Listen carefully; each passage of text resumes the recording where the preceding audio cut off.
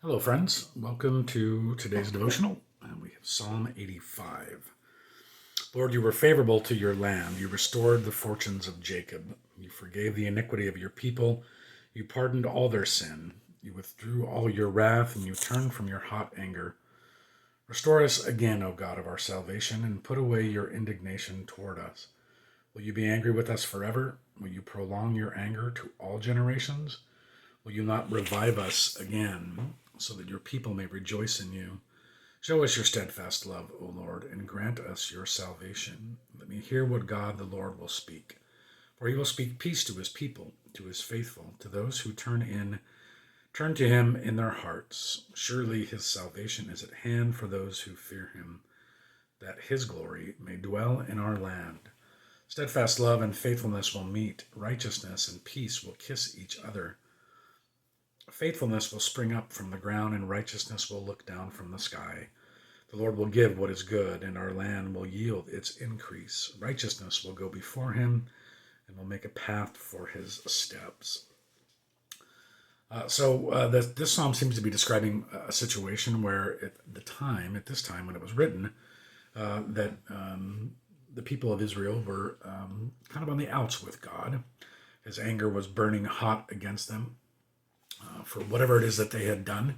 This pattern that repeated itself over and over again with the people of Israel of being in good standing with God and then falling out of good standing and then returning to it, crying out to God to return to that way, to that place, and then falling back into bad standing with God and repeating that process over and over again.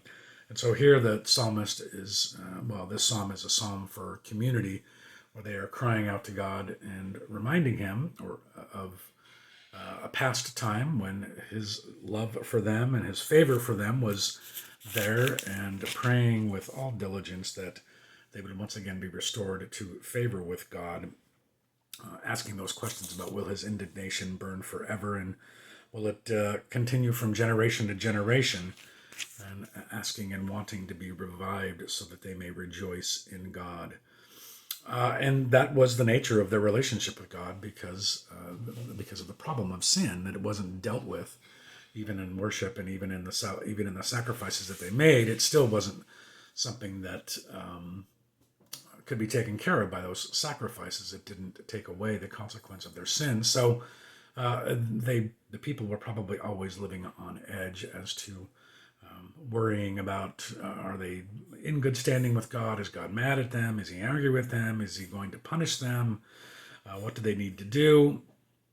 And you can imagine how difficult and challenging that was for the people of Israel. Well, then, sin was something that had to be dealt with by God, and he wasn't going to tolerate it or put up with it or stand for it. And so there had to be consequences for those actions and for the turning away from God and worshiping idols and all the various other things that the people of Israel did to lose favor with God. Well, along comes Jesus, and the situation is different for us. God's love for us has always been great. It was for the people of Israel, just as it is for us now. He doesn't love us more than he loved them, but with God's timing, we can't predict or we can't understand why his timing was what it was. But thanks be to God that we are in this era of time when Christ took care of the consequences of our sin. Not just for eternity, not just for the consequences of what it means for us in eternity, but daily, here and now. So one thing we don't ever have to worry about is God's anger towards us. Is there ever a time where God would be angry at us? Is there ever a time that we could do such a bad thing or so many bad things or live in a way that is going to anger God to the point where he is going to punish us? And the answer to that question is, of course, no.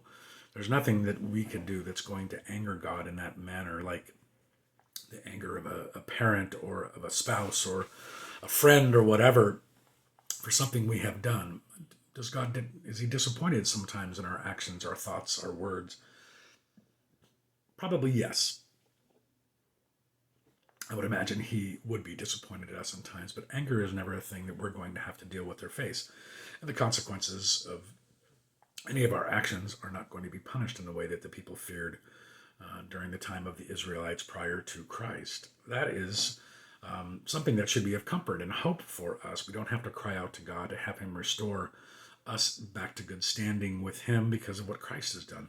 We're always in good standing with God. God's always going to look upon us with favor because he's going to see us through the lens of the cross, through the lens of the sacrifice that Jesus made, that we are forgiven, that we are pure as if we had not ever sinned or weren't corrupted by the sin that's a part of our very nature. And so God's always going to be pleased with us. The devil may come and try to steal that away from you by lying to you and say you've gone too far, or you've done too much, or you haven't asked for enough forgiveness, or you haven't done enough good things to balance out the bad things that you've done this day or in your past or anything else. All of those are wiped away. Our sin is as far away from us as the east is from the west, as Scripture would tell us. And there's nothing that can separate us from the love of God, as Paul wrote to the people in Romans. It is an amazing thing to think of that we have God's favor with us at all times and at all places, and not based on anything that we have ever done or could do, but based only on what God did for us through Jesus Christ. Thanks be to God that we don't have to worry about his anger burning hot against us now or at any time. That's our devotion for today. Until tomorrow in Psalm 86, be well.